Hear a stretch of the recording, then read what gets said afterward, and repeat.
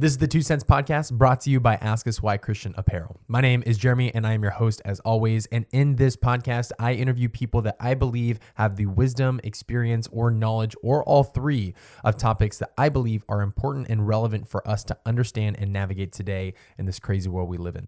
If you love this podcast, we hope that you continue to listen along with us as we drop episodes every other Thursday. If you want to get to know our community and be a part of it, you can always jump on our Instagram, which is Ask Us Why with 2 Ys. And you can also check out our shop at Ask Us Why Shop. And you can see all the different apparel options that we sell and our different accessories, our newest drops that we're coming out with, so you can stay up to date with everything that we're doing. We hope you love these episodes. And with that being said, let's jump into this.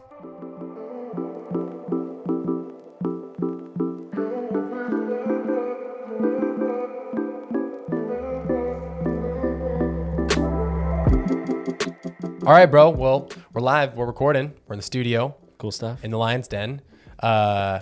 Introduce yourself. Let the world know who you are. What's up? My name is Zach, and I am the leader, founder of Backyard Church. And what the heck is Backyard Church, bro? Dude, yeah. So it's just a young adults ministry. Yeah. Started during the pandemic. Okay. So it's a little controversial, to say the least, as far as that goes. But I think most people in Arizona are on your side. yeah, they're pretty chill here. Yeah. But yeah, so we started this ministry. I mean, at the time we didn't know what it was. It was just a young adults ministry. At the time, it would mean anybody could come. But yeah, we started this thing in the midst of the pandemic, July. Yeah. And everything was shut down. No churches were open. And me and my friends were sick of not being able to worship for months. Yeah. And we're just, what's going on? Yeah. Like we need to worship. And so, Hebrews 10:25 says, do not forsake the gathering of people. And so we wanted to take that, to the moon. And we were just preaching and telling people, like, guys, we need to gather. Right. And so I knew at the time I was working, volunteering at this church. I knew some worship people, people on the worship team, and Some worshiping people. Worship, yes, just some worshiping people. Those guys that sing. Yeah. But yeah, so I called them up and got some friends together, and we just decided to have a little worship night. That's all it was. Yeah. And basically, I filmed a TikTok. Nice. As you know, things get viral with TikTok. And so I filmed a TikTok, and I basically got that all figured out from the first night, filmed it, and I posted it everywhere. And I sent it to everyone that was there, and I said, share this on Instagram, share it with everyone. And so it was 3 or 4 of us, 3 of us that started it. Mm-hmm. We each got 20 or 30 DMs each, just wow. Where is this? Where can we go? How do we get there? And so we sent the address to them, and then we did it again. So we're like, okay, let's do 1 more week. And this was during quarantine time, pretty much? So March of 2020? This was July. So, I think so. You guys are gathering in the summer, bro? We're gathering in the summer. Okay, so the first time we did it in the bungalow. So they called it the bungalow. That's what I call this place, dude. Oh, really? I call this my little bungalow. There you go. I love it. There you go. So they called it the bungalow. So it was my pastor. So I used to, I now work there, but at Cornerstone Church, I volunteered at Cornerstone Church for a while. Let's go. And the men's pastor, who's been such a great friend to me, pastor to me, whatever, he opened up his house because his children were my students that I was leading. I was leading in the high school ministry. Yeah. And so that's how we had access to that property. And so when we first decided to start it out, we were hanging out at his house, and we're just having dinner because he would invite us over for dinner all the time. Me and my buddy that I started with, and we were just chilling there. And his daughter was like, "What if we had a worship night?" Yeah, I was like, "That'd be so sick. Let's do it." And he was like, "You can do it in the bungalow," because he had just built it. He's a so would that be the other word for a casita? Yeah, it's like a casita. Okay, but he calls it the bungalow because it's half barn. So if you saw it, it's it looks like a barn. Yeah, and maybe like 70% of it is like a barn. Okay. It's like where they have like Intentionally because he has animals? no, not like, I guess not like actual, like he puts like storage, like all of his like, they're on like an acre and a half or two, maybe like 2 acres of land. Wow. So he like puts his like stuff, tools, whatever, and he like built the thing, and then the other part was gonna be a casita. So it didn't have anything in it yet. He just built like the space for somebody to live in. Got you. And he was like, you can have it in this, and so that's where we used it. And yeah, so it was indoor in this little AC unit. So in July it wasn't that bad, but then when we realized, we had like 50 people show up, and we realized if we're gonna keep doing this, we're gonna have to move it outside because we were maxed out. We were maxed out space. Dang. So yeah. you were forced out by choice. We're forced without out by choice. Yeah. And so then we moved it outside. I think the second time we had like 85 people show up. That's crazy. Like that. It was So, crazy. everyone just had to sit on the ground, right? You guys didn't have chairs. Yeah, no. So we did. We set up. We had chairs, but we didn't have enough because my dad had some. And so I brought out like 20 chairs, I think. Nice. And we still have them there. It's funny. We haven't, like, I've never brought them back. So like awkwardly 20 people were sitting and then the rest were on the ground. Yeah. So that was the problem. We realized that was a problem at first. And so then we realized that was a problem. So then we. What is that? Is that James that calls out the favoritism of giving like the rich man the seat in the house of the church? Yeah, I think so. I don't even. But yeah, just like giving them all the chairs, like just go.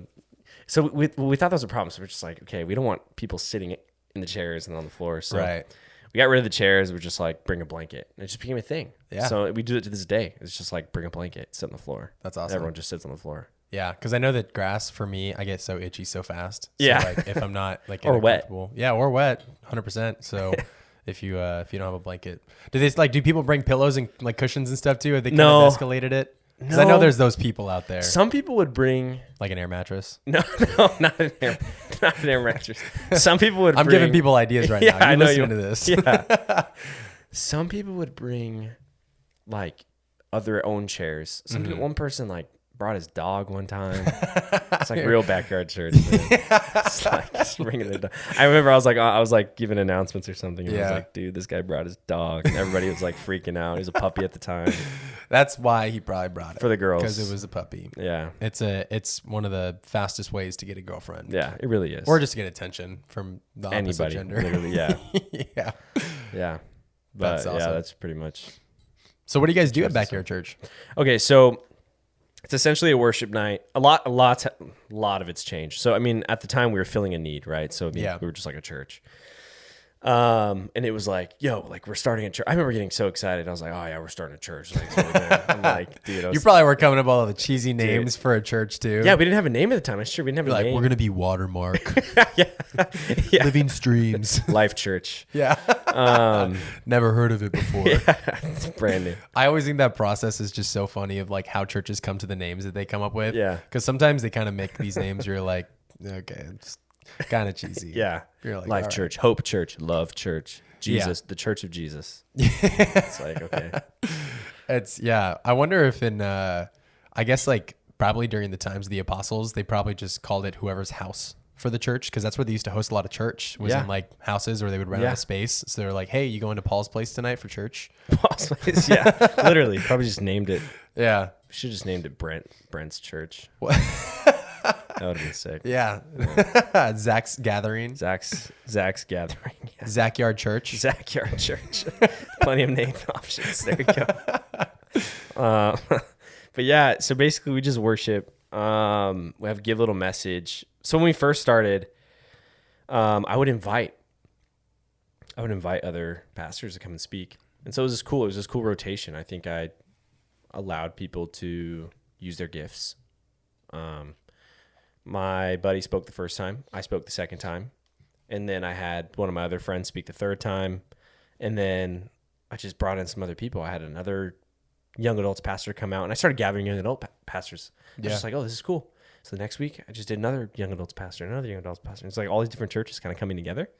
And then in my head, I was like, oh, it's kind of like this uniting factor. It's like everybody kind of coming together to worship and hear a message from like their person. But yeah, so it's basically just a gathering of people. We've definitely made it more young adults focused. Right. It's a gathering of people, young adults, come together, worship Jesus, hear the message. And we'll now plug them into the local church. Yeah. So we've gone through some changes. Like I said, I think for a while we were, if I can kind of go off on this. Floor is yours. We were trying to figure out really what we are. Mm-hmm. And we were filling a need, obviously, at the time. And then there was like not really a need because churches were open. And so now you have all these people that just come once a month. So we made it a once a month gathering. Mm-hmm. So it's just a once a month worship night. And when we first started, I did small groups. And because there was nothing around for people to get fit into. Right. And so we continued on. There's not really a need anymore. We're still doing small groups. We're still gathering. And it was like we're in this in-between of like, are we a church? Are we a young adults ministry? Yeah. Like, what are you? And our name is Backyard Church. And so we're just like, okay, so this is like kind of misleading if we're trying to be a young adults ministry. And then me thinking about like, there was a while where I was like, man, this could really be a church. And I'm like, I need to really take charge of this thing. So then I started to speak more. I started getting like our leaders to speak more. And less of that, like inviting the young adult pastors to come in. And it really took me a while. And I think this whole year, the Lord was just like telling me to be patient. So I was being patient the entire time, just like what the Lord really wants me to do with this ministry. And then I just started praying about it. We met with our board because like, we're like thinking we want to make this thing like a nonprofit. We've been wanting to do that. We've been wanting to do that for so long. Yeah. And, so we met with our board for like the first time. It was like me and my fellow comrades. Fellow comrade. Yeah. Me and Nick. His name's Nick. So I was meeting with Nick. I believe I met Nick the other day. I met him at Black Rock He said Coffee. he met you. Yeah. He literally, I was on the phone with him on the way here. He's like, dude, I met your guy. I met the guy that you're going to go hang out with. He came into like Black Rock. And so me and Nick met with the board. Anyways, they basically said, guys, you need to figure out the direction of this ministry. Right. And so after that, I sat Nick down after they left, and I was just like, dude, we need to figure this out now. Yeah. Because this can be really bad. We need to figure out if we're a ministry or if we're a church. And we need to figure that out now because there's no direction, and we're just like wandering around. Yeah. We're wandering around blind. Yeah. And there needs to be a purpose for us to like go and achieve that goal. There needs to be direction for where we're supposed to be headed. And we owe that to the people that come. And so I was thinking about it with him, brainstorming, and I was just like, dude, I think young adults ministry is where I want to go because I was always so scared. Mm-hmm. For a while, I was so scared. I was like, Lord, like, God, if this is what you want me to do, I don't know if I'm ready to church plant. I don't know if I'm ready to be a pastor right now. Like, this is a lot. And so I basically talked to Nick about it, and I was like, dude, I think young adults ministry is the direction we should be going in. And he was like, I agree. And so we thought about all the things we should do. So it's funny because we're in the process of doing this right now. But if this comes out after March 6th, which hopefully it will. I won't spoil it. I won't bring it out early. Because we're announcing it. That'd be the worst. We're announcing it to the congregation on March 6th. Let's go. So this will come out after, so you can just pretend like we're after March 6th right now. Perfect. Awesome. So yeah, basically, young adults ministry plugs people into the local church. It gathers once a month. That's what we're trying to do. We changed our name, so we're Backyard Ministries now. Oh. We got our incorporated actually today. Ooh. So we have our like literally as I was driving here, I got an email from the lawyer, and he was like, "It went through. You guys are nonprofit status." Wow. So Backyard Ministries is our organization. Let's go. We are a young adults ministry focused on gathering young adults, providing a place for them to worship, and plugging them into the local church. So we want us to be the place that is the connection point for young adults. Yeah. And so people can come, and then also the place where people like they can come and get connected. Totally. But and like meet other believers, but also it's a place where the churches in the local area can come and unite as well. So it's basically the model that we were doing before. And so we want to partner with other ministries, other churches, and have their pastors come speak, be a part of what we're doing, partner with them, kind of do the same thing we're doing before. We want to have really big gatherings. We want to have really big gathering at the beginning, and then hopefully a really big gathering at the end. So April is going to be huge. If you hear this, come to the April gathering. It's going to be insane. A lot of cool things happening, but we basically just want to have like really massive gatherings, worship gatherings people can come to. Totally. And then hear like the word, get connected, get plugged in, meet their friends, meet community. Yeah. You know, if you're a ministry leader and you're serving at Rock Point, right? Right. Backyard can be that place where you can go and just let your hair down, and it's not affiliated with anything. Right. You get to worship, you get to get filled up, you Yeah. get to be away from like your routine or whatever you're part of, Totally. because that's kind of like that's our heart. Yeah. That's our heart Dang. in a nutshell. So that's where you guys are at now. Yeah, that's right now. You're fresh into it Fresh into it, man. today. It's today, literally today. Yeah. We'll see So I'm how- excited. Yeah, that's so cool. So Yeah. you said you and Nick started it together. So me and my buddy Colin Okay. started it first. Colin is gone. Colin's gone. So me and my friend Colin and Lily, two of them, they both graduated. So they got like big boy jobs, big girl jobs. And felt like the Lord was just calling them towards that, which is totally fine. Love them to death.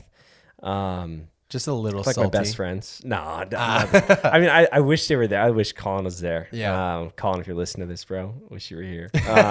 No, but he comes. They support. Lily comes. She supports my people. And so, but yeah, they're not there anymore. But Nick's like my best friend. He like comes and he supports and he helps out. Him and his fiance, Yeah. Maddie, have been great. So that and also like the whole team, obviously been amazing. Totally. So, yeah. Why only college? Why not do high school? Why Why not do older than college? I don't know. I don't have an answer. I think it's just kind of like what fell into my lap. Totally. So it's like, why not steward that well? Is there potential for that in the future? Yeah, probably. Could it be more, there's so many avenues this could go into. Right. But having it young adult focused right now was Yeah. just such a great place to start. Just the way that things are going. Like young adult ministries are blowing up like no other right now. Like why? I want to know why. I don't know why. I think partially it's because they didn't exist before. Like, I really think that it's like a lack. There's been a lack of ministry within, I think, specifically college age kids. So I think like GCU has been a funnel for a lot of that because GCU is obviously like a private Christian college. So everybody that's there is involved with, the gathering or chapel or I think they have gathering twice now, right? Gatherings Something on like Tuesdays that. and Thursdays. They got like stuff everywhere. You got like life leaders. So like everything there is obviously like filtering into that. For the majority though of people that are going to like an ASU or a U of A or to an NAU, just for Arizona as an example, like they don't get that. And their college, their churches that they go to might do that. But I also know there's a lot of churches that have a youth ministry because that's been the standard. But usually they think that ends at high school because then you become an adult. So then you just become a part of the congregation. But they don't realize that between those ages of 18 to 25 is where like most of the development comes in of like what it means to be an adult. Yeah. Because you get the high school experience, you kind of learn here and there some things, a little bit of responsibility, but you're still under your parents' roof. And It's true. I mean, sometimes if you're like commuting, I guess you're still kind of under your parents' roof. Yeah. But like a lot more independence for the most part. Yeah. And there's just a lot of influence in the world right now. So it's hot. I think people like it. I feel like high school, it's like you feel like you're an adult, but you're not. And then same with when you're a young adult, but you're more mature, you have more understanding of things. And so it's like stewarding. When you're in high school's your world. Right. And then you get out of high school and you're a young adult. Yeah. And you're just like, wow, like it doesn't all revolve around me anymore. Right. And so it's like figuring that out. And I think that with your faith is huge. And I think you were talking about it before, just like the whole like deconstruction thing that's happening right now. Yeah. And so it's just, you get out of high school. Do you have a foundation with your faith? If you do, are you getting fed? Mm-hmm. And you're right. I think young adults today are probably just, especially young adults that are Christian, coming out of high school, are probably like, what do I do now? Mm-hmm. And I think you're right. There's just a need for this generation to have areas to be plugged into. Totally. And maybe that's just why they're blowing up so much. Yeah. It's like, it's been made more real to them. Totally. There's so many, and there's fake Christians everywhere. Sure. Yeah. But I think it's been made more real. Yeah. Well, I think is another group also the Collective. I think have you heard of them? Mm-hmm. Maybe are they also like a college gathering type group? Yeah. Okay. Yeah. So yeah, like, I mean, I think the other like groups are in different areas and they're blowing up. But yeah, like they're both of those are I think pretty brand new. to the area. I don't know. Do you know how long Collective's been around for? I don't. So from what I know from being here locally and stuff, like it looks like both of them are pretty new. So Yeah. I can definitely attest to the fact that this is something that's picking up, but people love it.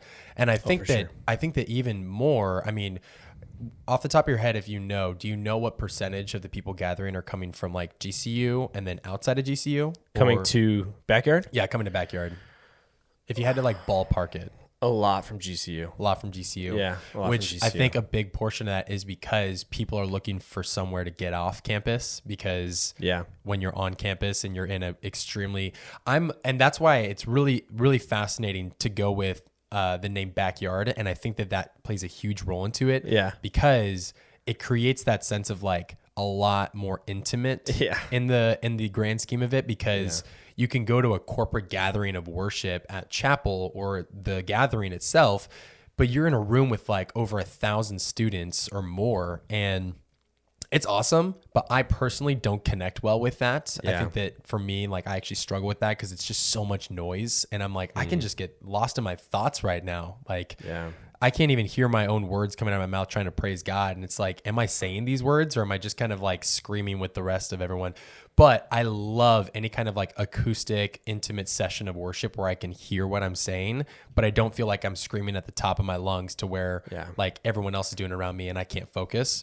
But like it adds that connection of like, I really do feel like I'm being fed and like God's here and I'm feeling that. And that's, I think, just personally me, but I think that that's what a lot of people that are kind of getting into these kind of groups, especially like Backyard churches, like that seems awesome, is because it's way more intimate than your like conventional or your traditional gathering of like corporate gatherings of churches and that kind of stuff.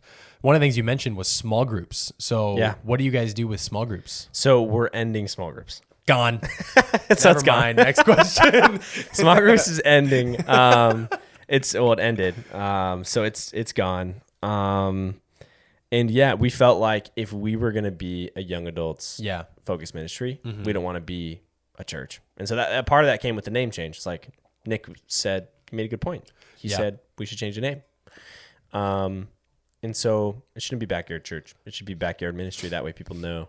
And it took us a while to kind of figure out what name we wanted to put. Didn't want to change Backyard though, because most people say Backyard. Oh, we're going to Backyard. Yeah. So that's what we want it to be. And to kind of relay off what you said too, just like the intimacy factor, that's what we want. We want that intimacy. We want people to understand like this place where you can let your hair down. Totally. Just like be free and just worship how you worship. Yeah. You know, we've had people sitting down, we have people laying down, we have people standing up, we have people dancing, we have people walking around praying. Like it's just kind of like a free place for people to come. Totally. Which is super cool.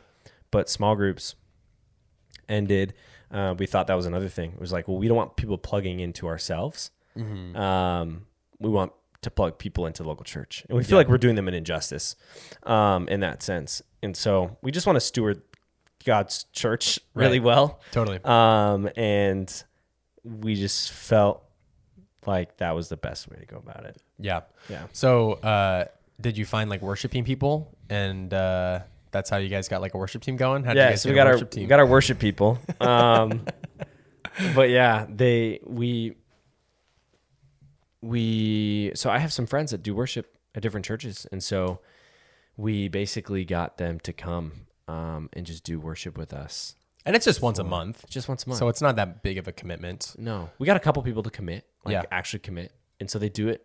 They're a part of the ministry and they do it for us every month. And then they'll bring somebody on every now and then, which is really cool because you get our traditional sweet acoustic voices every single month. Mm-hmm. But then every now and then we'll have, they'll bring on another singer from GCU or from another church, which is really sweet. So it's kind of like what we're doing for bringing on guest speakers, but with worship.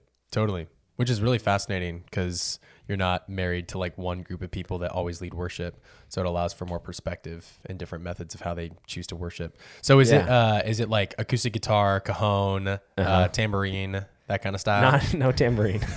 Triangle. No triangle. Only that'd be so obnoxious. No. So we only have, most of the time it's just like two worship leaders. Okay. And for sure on keys, we got a keys player. Yeah. He leads. And then we do, and then his fiance does another vocals. She does vocals. And then every now and then we'll have somebody on guitar just come and do guitar. Totally. But other than that, that's pretty much it. So are you guys trying to be more, so now I'm trying to get an understanding. So because now you're going to take on this more of a ministry shift, do you want to focus more on the community aspect of just getting people together, or do you want to focus on like the messages you guys are preaching more, or is it's just a place of worship for a little bit and then hanging out? So like, what is the dynamic going to kind of flow as, or what do you think it's going to flow as kind of going forth? Yeah, I want people to hear the gospel. Yeah. I want people to hear about Jesus. Mm-hmm. And I want them to hear about what he did on the cross. And Totally. so that's just like, that's my heart behind it. Yeah. And so however the pastors want to go about it, Mm-hmm. we can talk with them.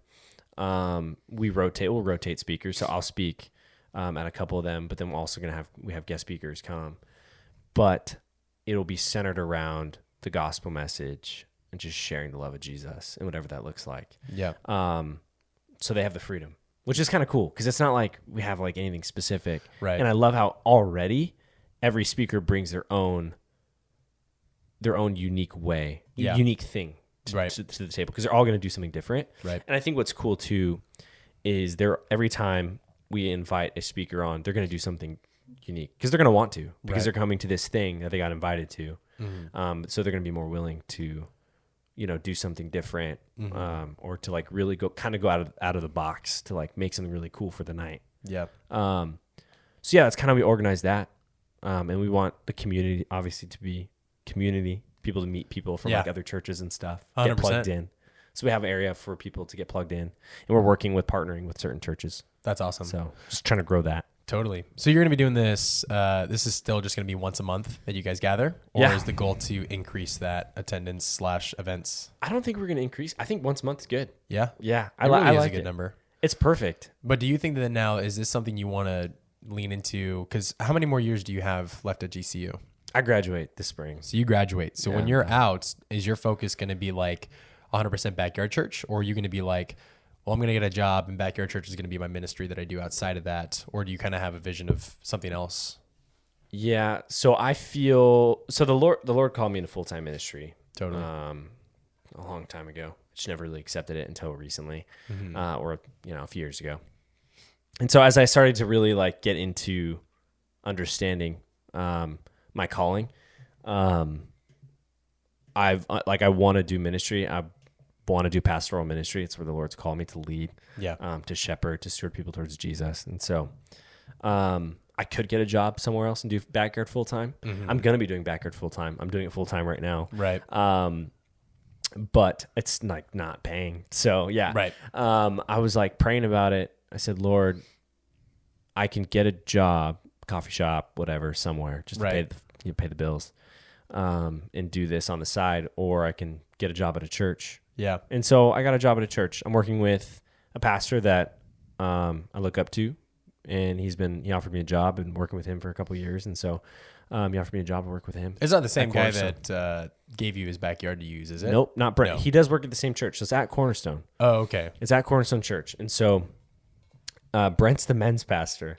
And then Landon's the pastor over all the children's ministry. Okay. And so I got a job to work with him, which is super cool. So I get to like work with him and have that cool dynamic of being able to work with him, work with that team. Mm-hmm. And then I also get to do Backyard full time, which is really neat. That's pretty awesome. Really neat. Yeah, it's awesome. So what's your background with your faith? Have you always been a believer? Did you grow up in a believing household, or did you come to the faith later on in life? Like, how did you come to experience the grace of Jesus? Yeah, great question. Yeah, I was raised in a Christian home. I know people get like, oh, I hate when people say that. Whatever. I was raised in a Christian home. I was raised in a Christian home. It's like, yeah. I was born a Christian. No, I didn't accept Jesus, or I wasn't saved until I was 8 years old. Okay. I was 8. I didn't think I was 8. And then I look back at pictures of my baptism and I was 8 years old. And I was like, wow. It's got like the yellow dates printed on like the thing. And you're like, yo, what, 2007? Yeah. Yeah, literally. I'm like, holy crap. It was a long time ago.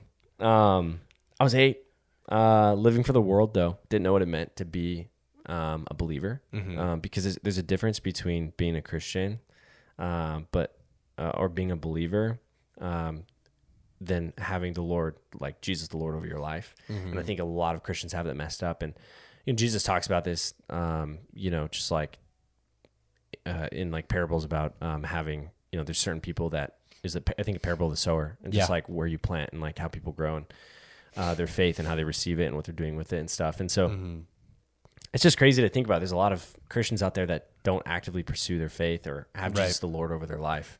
And they're running in circles thinking they're still chained when the Lord set them free. And so for me, that was my story. I was like a dog chasing my tail, or how scripture likes to say, like just returning to my vomit, just like not living a life that was glorifying to the Lord in any way. Just kind of like living in my sin, not being a Christian, not having the Lord over my life, even though he had paid his blood paid the price for my sin, to set me free, to make me a new creation. So you would be or at that point, what we call a nominal Christian. So like you just had the name.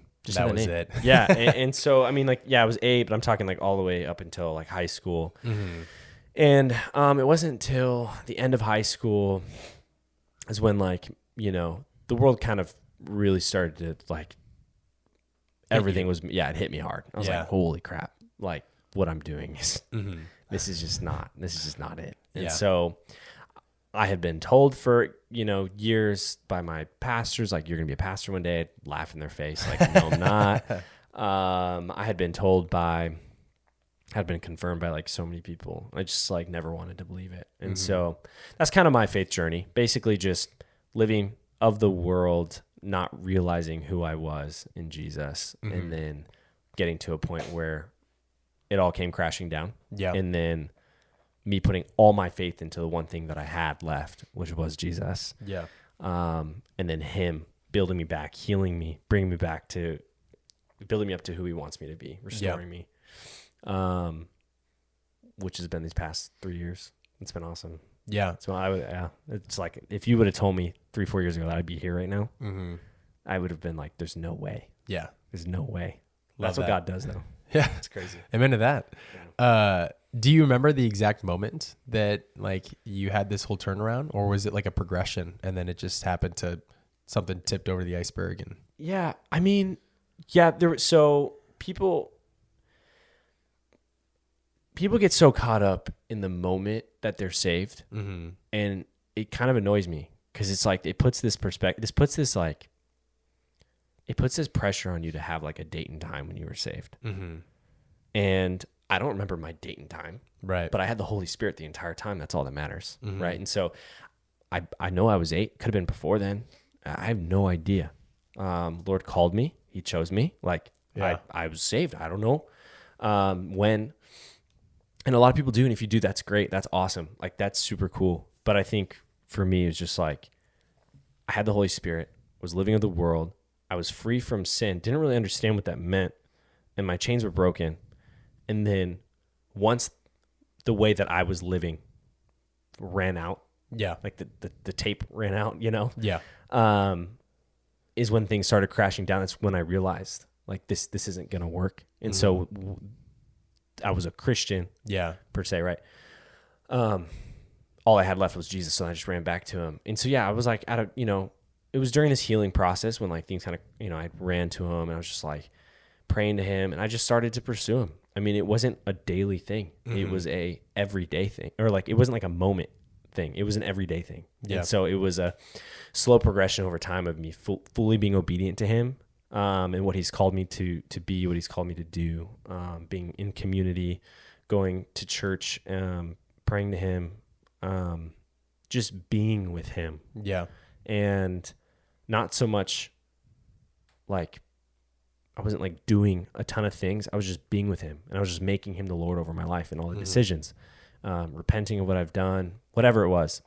And then, there was I had a worship night. I went to a college ministry for, I think like a few months. And it was just like, every time I went, I just like kept bawling my eyes out. I'm like, gosh, Lord, like, what are you doing? And there's just so many areas that the Lord was just healing me on. And it just came full circle. I think there was, as far as like my surrendering goes to him, I just remember being just like bawling my eyes out. It was me and my dog. And I was like writing in my journal. I just told the Lord, I was just like, God, like you can have me. Like I'm sorry for, and this is after I had like ran to him. It's just like in that process. I'm talking like in that process, one of the nights. And I just remember telling him, I was like, Lord, you can have me. Whatever you want to do with me, because every time I try, I keep messing up. Yeah. Every time I try to do it myself, I keep messing it up. I screw it up every time. And Lord, I'm sick of trying to control my life. You can have me. Take all of me. And I fully surrendered myself to him. I was like, you can have me. Just whatever. Like I was almost out of like, I was almost kind of upset. It's kind of just like, fine. Like, you know? Yeah. But I knew like, this is just, that's all I had. That's the only option I had. It's just fully surrender myself to Totally. the rest of history. We had previously talked about it before podcast has started, that one of those moments for me was getting to witness someone else that was just like on fire for the Lord, and getting to see his love for Jesus and his confidence and his demeanor, everything about him. And I was just like, shoot, that's what I should be acting like. Like I should be experiencing the natural fruit of the Spirit, that's joy, and like be exhibiting that. And so that was just something for me that kind of started my process of kind of doing the same thing, being like a nominal Christian, just kind of going through the motions until that turnaround. Were you in this entire process, you said you were still involved with church, like you were going to like church services and stuff? Yeah, I was. I was going, but I was going with a different mindset. Totally. I wasn't just going to go. Right. I was like going to like be with God. Yeah. Like, even in the time where you didn't feel like you were pursuing him, or are you saying after that? I'm saying during the time that it was like that like restoring process for me during that time. So it was like probably the beginning. So if this happened 3 years ago, it was probably like the first year of like. So but before that, like 8 years old, kind of all the way up into that high school time where you said the tape was running out. Yeah. Were you still involved? Like I was just going to church. Yeah. Because I did the same thing. I was involved in the leadership. I was involved in all the ministries, the summer VBSs. I was on like everything and anything you could think of. Yeah. And I was super involved with the church. But like if any of them saw what my life was like outside of it, or where my heart was, they know in a heartbeat that I was just putting on a front when I walked in those doors. Yeah, that was me. Which I think is really common. I think it's more common than not for believers that have grown up in the church for them to be like, my parents are telling me I need to go to this. I need to, go through the motions. Parents want me here. I don't really have a choice. They're kind of throwing me into this. And that's kind of how it was for me too. Like my parents were like, you need to go back to youth group. And I was like, no, they're like, you need to go. And at first I really liked it. And the reason why is because I struggled with community. Yeah. And when I saw that they welcomed me in and they saw me as like a body, and they actually like recognized me and knew me by name, I was like, this is actually really cool. Cause like people see me, cause I had such a hard time feeling seen leading up to that with my testimony of like bouncing around from school to school, never having friends, only had one friend like ever. Wow. And so when like I first got into like church, I was like, I feel seen. Like this is really cool. Wow. So that's how I got into it. Yeah. But then after a while I was like, all right, now I feel seen. And then like, that's where the guy's pride comes in, where you think you're the ish and walk the streets and stuff. And then that's where like that journey started for me of like, yeah, I'm going to do all the things and I'm going to pretend to, be all these things, but I didn't pray outside of church. Like read my Bible. Yeah. Like I got better things to do with my time.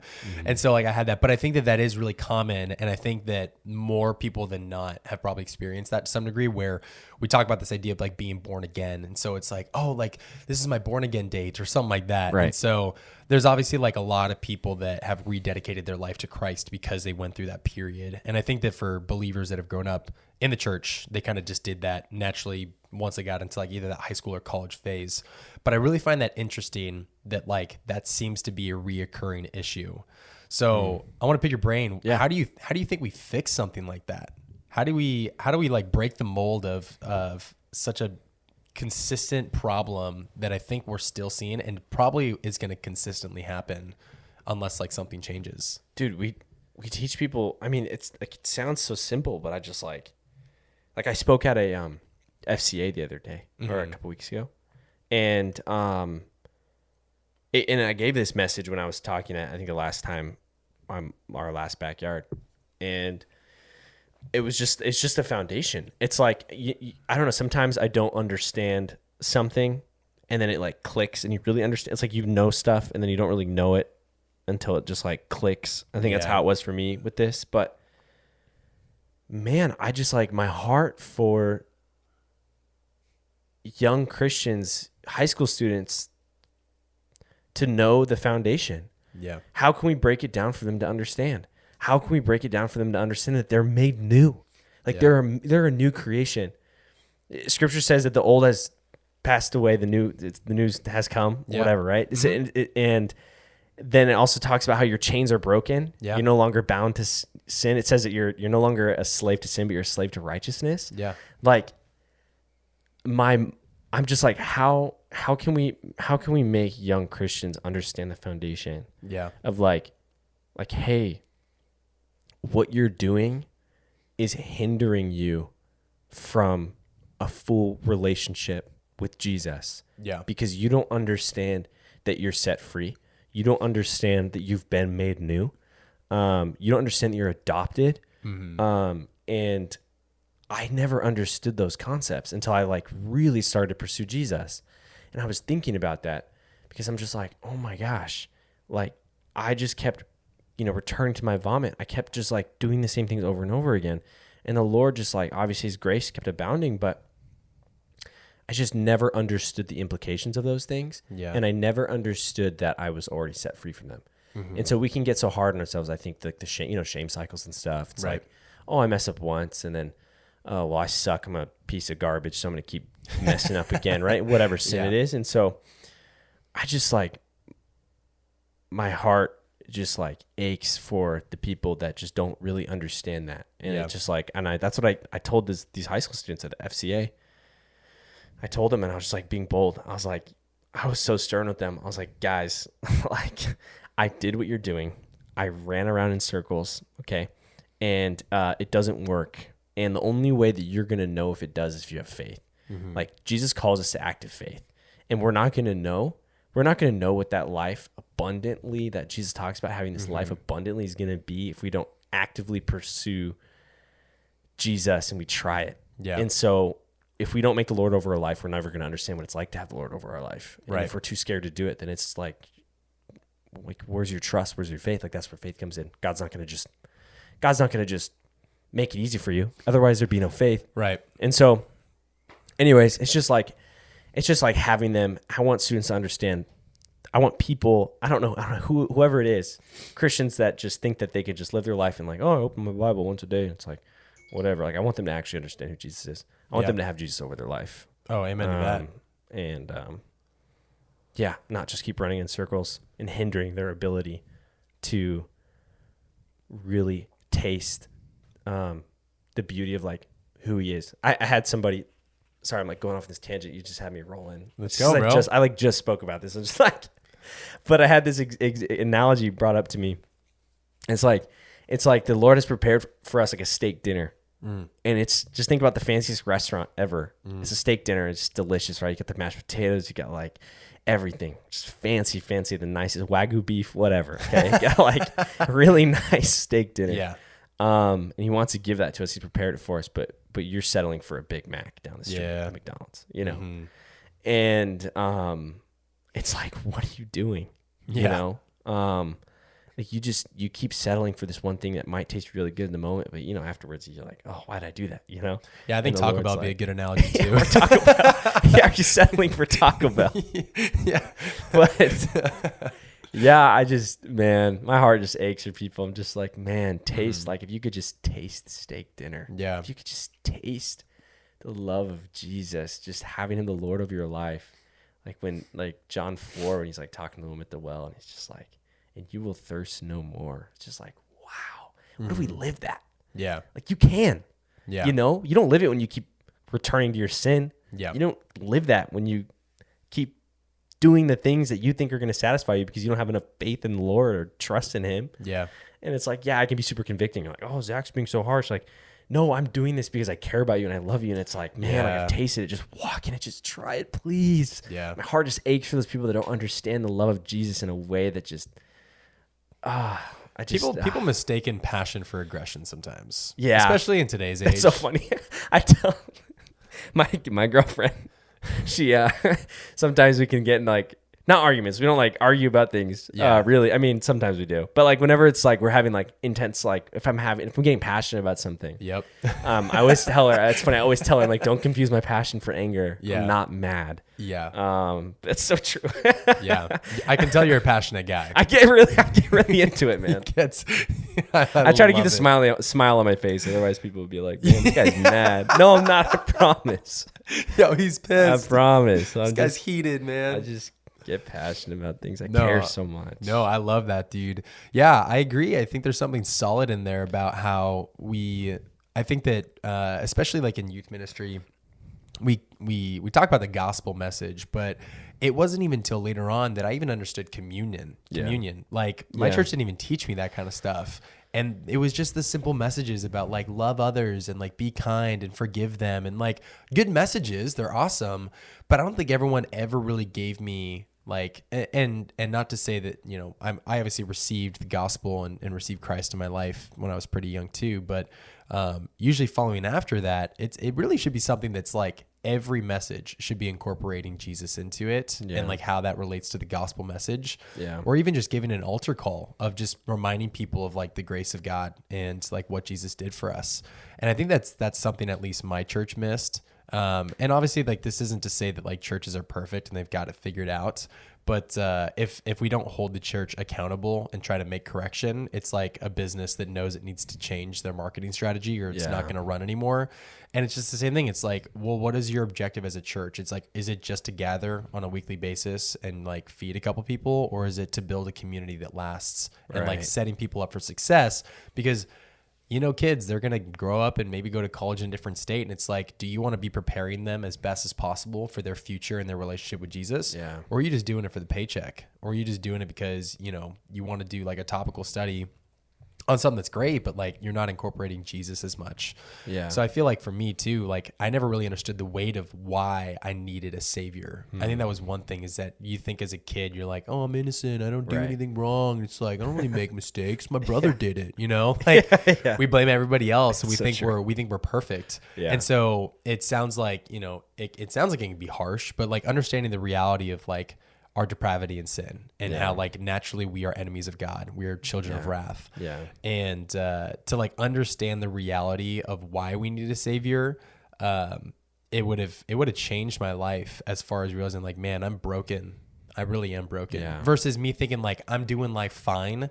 I got my own thing. I'm going on my own lane. Because you know how we are as middle schoolers and high schoolers. Like you said, we think we're the world. Like we think it revolves around us. We get really bratty. I remember I went through a stage, a Y stage, when I think I was 12.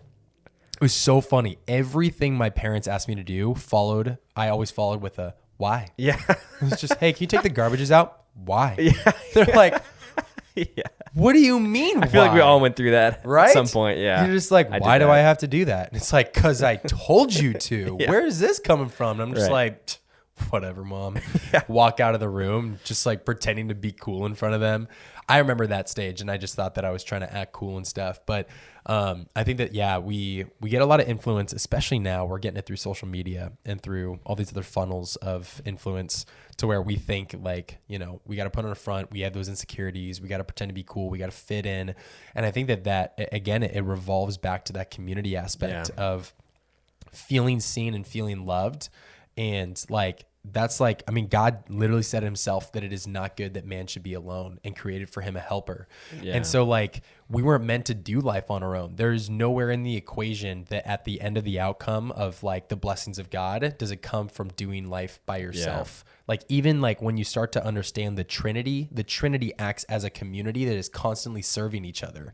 And like, if we can't recognize that God desires more than anything for us to have community, like we're always going to default to the individual, like as ourselves. Yeah. And we forget that like there's a flesh that we're constantly battling against. And when you don't have that community that's supporting you and helping you fight those battles, if you mess up on a couple of days, or you're not in your Bible consistently enough, and you don't have anybody to like slap you across the face and be like, you need to get back in it.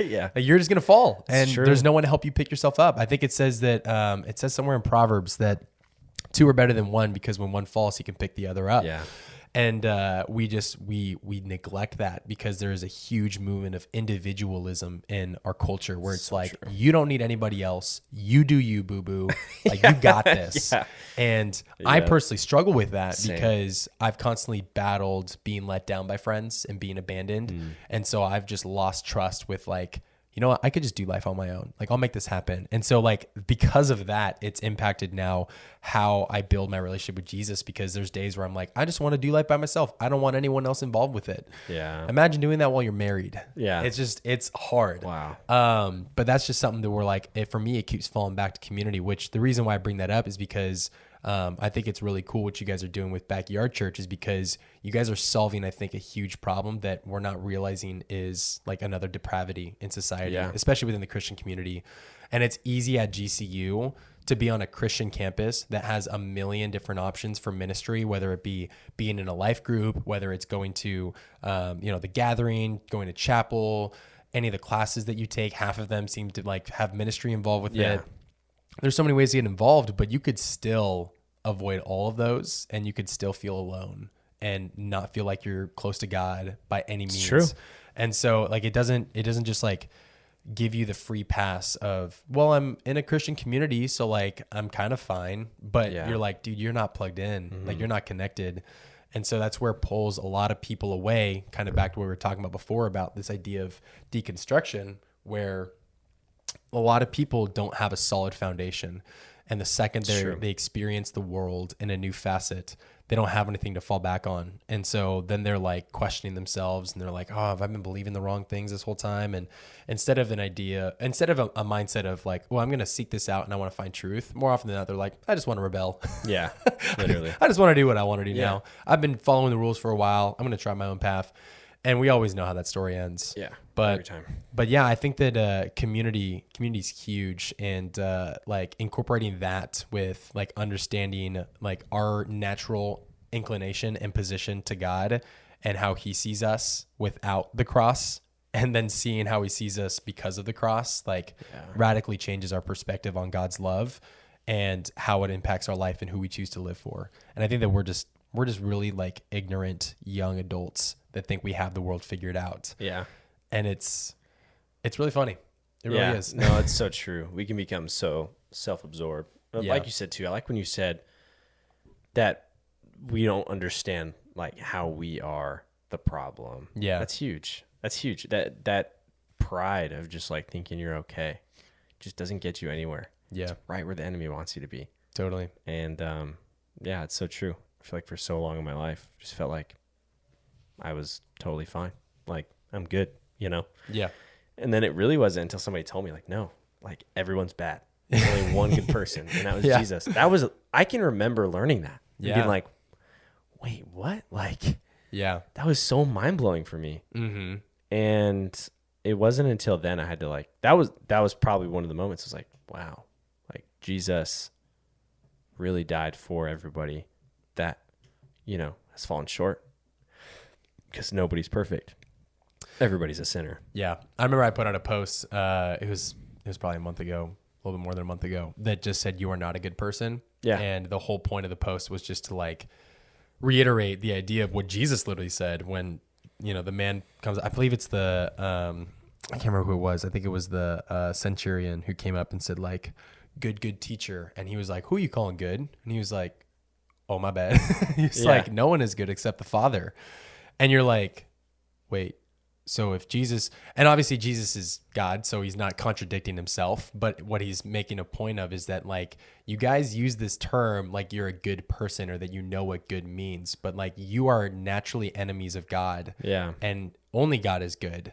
And so like, cause our definition of good, like, and obviously that's not to say that there aren't like good people in the world, cause we say it all the time, like he's a good person, like he's a good guy, good girl, right? And we say those things and there can be truth to it. They do good things, but like when you look at the grand scheme of their life and like naturally like in the flesh, we constantly are sinning. We think that we always do good, but there's so much sin that we don't show the world. So much. It's like, and that's why like in Hollywood, you get all these people on blast that are showing the wrong things that they've done. And you're like, yeah, well, let us put your life on blast. You know what I'm saying? Yeah. Like when they are out here canceling people left and right because of a tweet that they sent out, I'm like, Yeah. y'all better not go back in my archives because I will never be able to surface from my bungalow ever again. I'd be canceled forever. Literally, dude. I would never be able, I would not be allowed to do ministry or anything of the like if people knew my full past. For sure. The things I used to say. Like, we don't realize that we really are naturally really sinful people. And when we understand that and we realize we need a savior, like, man, that makes you so much more grateful for the cross. Because I think what we do is, as young believers, is we take that for granted. And we're like, yeah, Jesus died for me. Whoop-de-doo. Like, awesome. I hear that every week. You guys say Jesus loves me. That's super awesome. Yeah. But like, I'm doing life. Like, I'm fine. It seems like I'm doing life fine.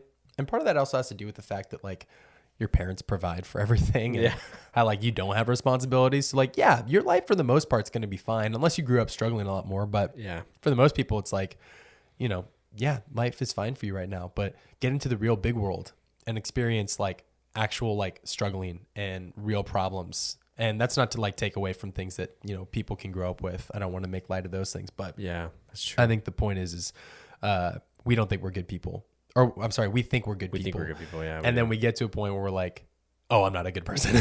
When you understand the gospel and it's full. It's true. And that really makes a transformation. So it does. Yeah, you know what we need to do? We just need to bring the hammer down on a bunch of 6-year-olds. Yeah, just tell them, you suck. You are a demon.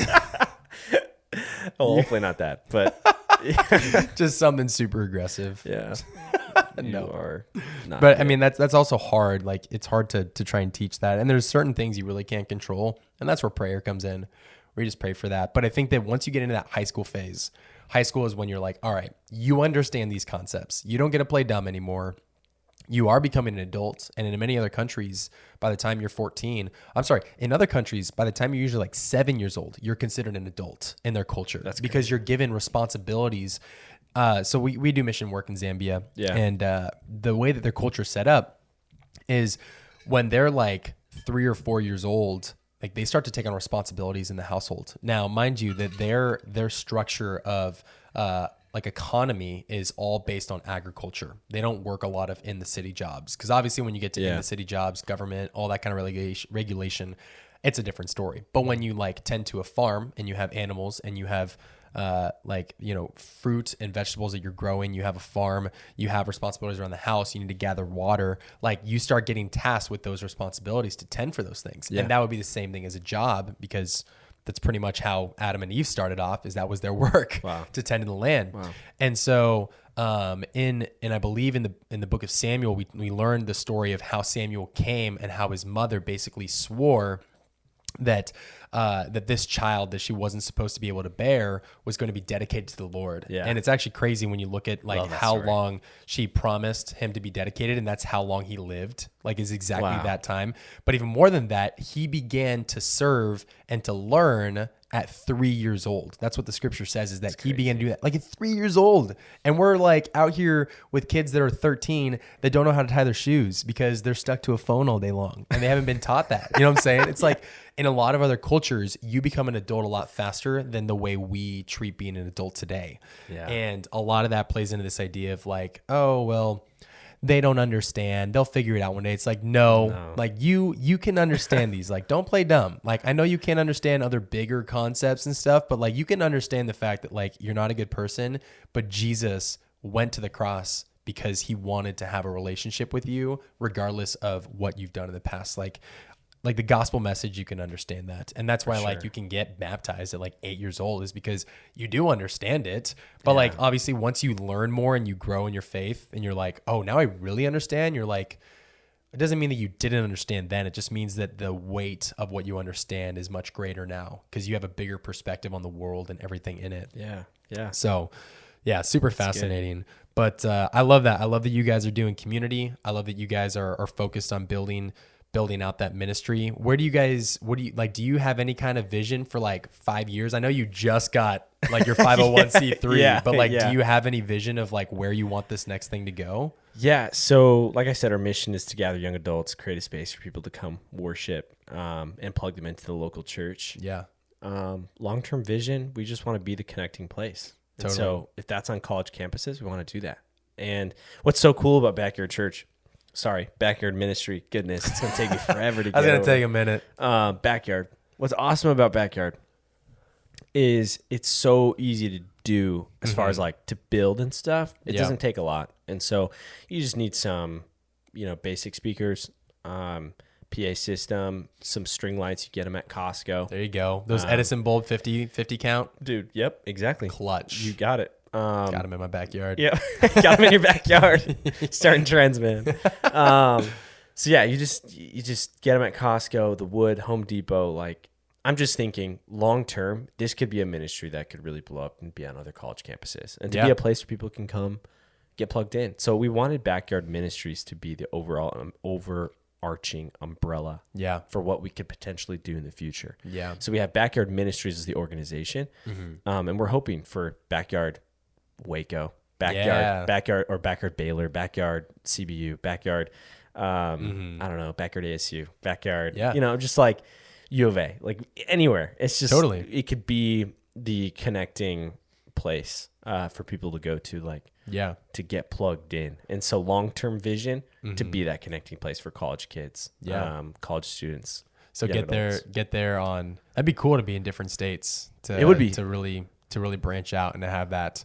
And I think even more than that, I mean, obviously like GCU is like already a hub for believers, but that doesn't like automatically mean that they're all believers and plugged into a church. So there's always need there too, but even more a need for these like secular schools that have a lot of like poor influence and a lot of worldly influence, whatever the normal progressive ideas of the day that's involved with it. So like, I imagine even more than that, like you guys being like a huge tool and asset to those kind of schools, to where like exactly what we're talking about. So what I learned is that approximately 50, I think the number is anywhere from 50 to 70% of high schoolers drop the faith when they go into college. Yeah.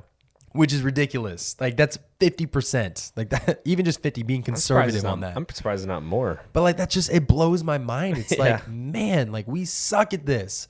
And one thing that the church that I was at the time did is they started up a small little ministry that was trying to focus on like the seniors and getting them plugged into a church with whatever school they were going to like make sure that they stayed connected to community, because that's like the number one factor. Yeah. And so I was like, I really love that idea. I don't know if they still do it, because it was kind of a beta that they were doing to figure stuff out. Yeah. But I loved that. And I was like, dude, like one, I was already going to GCU and I was here locally. So like, sure. I mean, it doesn't really help me, but I'm like, man, if someone's going to, Oregon State University and they don't know a church in the area, it's like, well, one, they've never had to like seek a church for themselves before, at least, like for the most part. So like, they don't know what to look for. Like, what should they be looking for when they're trying to find a church? Yeah. And is it like, should it be church shopping, or is it like, do you just find one and commit? Yeah. And then on top of that, it's like, well, I don't really know if they have like a community of believers my age. So like, I'm doing it on my own. And when you've spent your whole like childhood always having someone by your side, always being in that community in high school and stuff, it's like, that's really scary to do. It's like walk into church by yourself on a Sunday, not know anybody, and then have to like sit down and maybe like, especially like when pastors are like, I turn to the neighbor next to you and say what's up and greet them. And you're like, I don't know you. Hi, first time. Like, just stuff like that, where it can be super scary if you've never done it before. And some people do, and they have that boldness, but a lot of other people, they end up just not going. Or when they wake up in the morning, they're like, it's one of those things that the enemy convinces them, like, it's not worth it going. Like, you're not committed to this church yet. You didn't really like it that much. You didn't really get connected. No one really said hi that much. So you don't need it. And so a lot of people just don't go to church when they get into like college. They're like, well, I can sleep in. I got a free schedule, can do whatever I want. And that is so detrimental when it comes to our faith. And like, it puts a setback on. And so being like a facet or a medium through which people can get connected and then get involved with a church, just something locally where it's like, hey, just go check out this place. We love the pastor that's there. It's doing youth ministry. Super easy way to get connected. And even just being a place where you guys can even educate that process of like finding a church, where it's like, hey, you might not even like, we'll recommend a church, But if like for whatever reason it doesn't work out for you, like we don't want to leave you hanging, and we don't want you to think that because we gave one recommendation that we can't give another. Yeah. But like teaching that process of, you know, what to do when you're looking for a church and getting plugged into that community. So Exactly. I love it. I love everything you guys are doing. I appreciate Backyard that, man. Ministries, bro. Backyard Ministry. Let's go, dude. So how can people get involved with Backyard Ministry? Where are they showing up? What's the Addy, bro? Send the Addy. So we meet at Valley Christian High School Yeah. right now. And that's once a month. So our next gathering is going to be April 3rd. April 3rd. It's going to be That's insane. right, because this is coming out after March 6th. yeah. So April 3rd, put it in your calendars. You're not going to want to miss out. A lot of cool things happening for that gathering. But yeah, you can follow us on Instagram. I mean, our name should be changed to Backyard I can always update Ministries. Yeah, I can always update the name on the podcast and like the link to be able to like tap on it to whatever your guys' sick. newest one is. Just don't change it like 3 times because I'm not constantly. We already have it. I just don't know exactly what it is. It might be Backyard.Ministries, but I'm pretty sure it's Backyard_. Are you not gonna? One of the people on our team owns it, like has it on Instagram, but we just haven't because we haven't. It hasn't been March 6th. March 6th is when Right. we're launching. So it's like I think I haven't done do it yet. know that when someone takes a username and even when they give up that username, there's a certain time period where that username can't be taken by anybody else. So if you guys are going to take that and use it for your Instagram, you might want to do it early because it might not work for you on the day of if you're like, all right, dropped it and then went to go pick it up. I need to look into that. Thank you very much. Yes. I'm going to look into that. Yeah. Right when we were Be done really with this. awkward. Just like, hey guys, we're a new ministry with the username. We're like, check out our new never mind. Give us a week. Give us a week. Give us 7 days. That's 5 true. business days. That's true. Okay, I'll figure it out. Love It was a man. while ago when we took it, so maybe it's Yeah. been enough time.